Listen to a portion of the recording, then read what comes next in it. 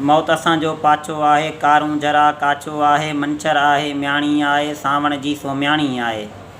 मंछर आहे म्याणी आहे, सावण जी सोम्याणी आहे, वेसाखे जी वेरा आहे, तुंहिंजा मुंहिंजा पेरा आहे।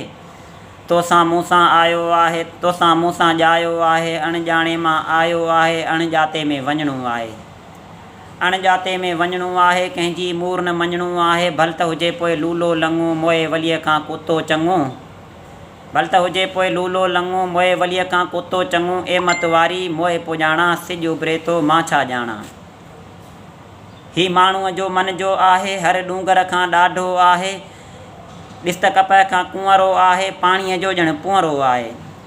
ॾिस त कपह खां कुंवरो आहे, पाणीअ जो ॼण पुअरो आहे। पंहिंजीअ ते जंहिं वक़्तु अचे थो, धरती ऐं आकाश तुॾे थो, तारा हुन लाइ हेठि झुकनि था, पर्बत हुनखे सजदो कनि था।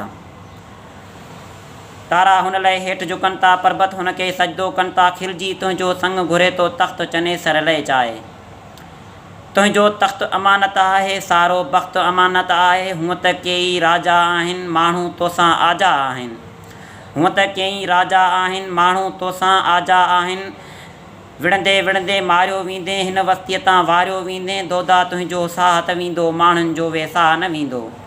दोदा तुंहिंजो साहत वेंदो, माण्हुनि जो वेसाह न वेंदो। हर माण्हूअ में जीउ बि आहे, तंहिं में हुनजो पीउ बि आहे। हर माण्हूअ में जीउ बि आहे, तंहिं में हुनजो पीउ बि आहे। ॾाॾो पढ़ ॾाॾो तड़ ॾाॾो, रोज़ु अचे थो हुन आॾो। नानो पढ़ नानो तड़ नानो, नाहे हुन खां बेगानो। तुंहिंजा पुट न तुंहिंजा पोटा रहंदा तोसां पूर विचोटा।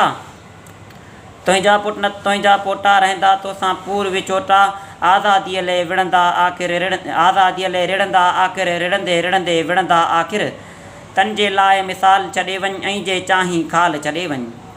तन जे लाइ मिसाल छॾे वञ, ऐं जे चाहीं खाल छॾे वञ। मुंहिंजे लाइ जो बि क़बूली, खिलजी कुतो जो बि क़बूली।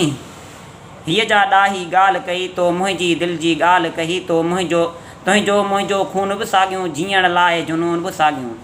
तुंहिंजो मुंहिंजो खून बि साॻियूं, जीअण लाइ जुनून बि साॻियूं। मां मरंदे ताईं वार कंदुसि, ऐं धारनि जा सिर धार कंदुसि।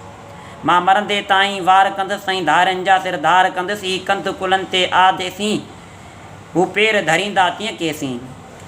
ही कंध कुलनि ते आजेसीं, हू पेर धरींदा तीअं केसीं।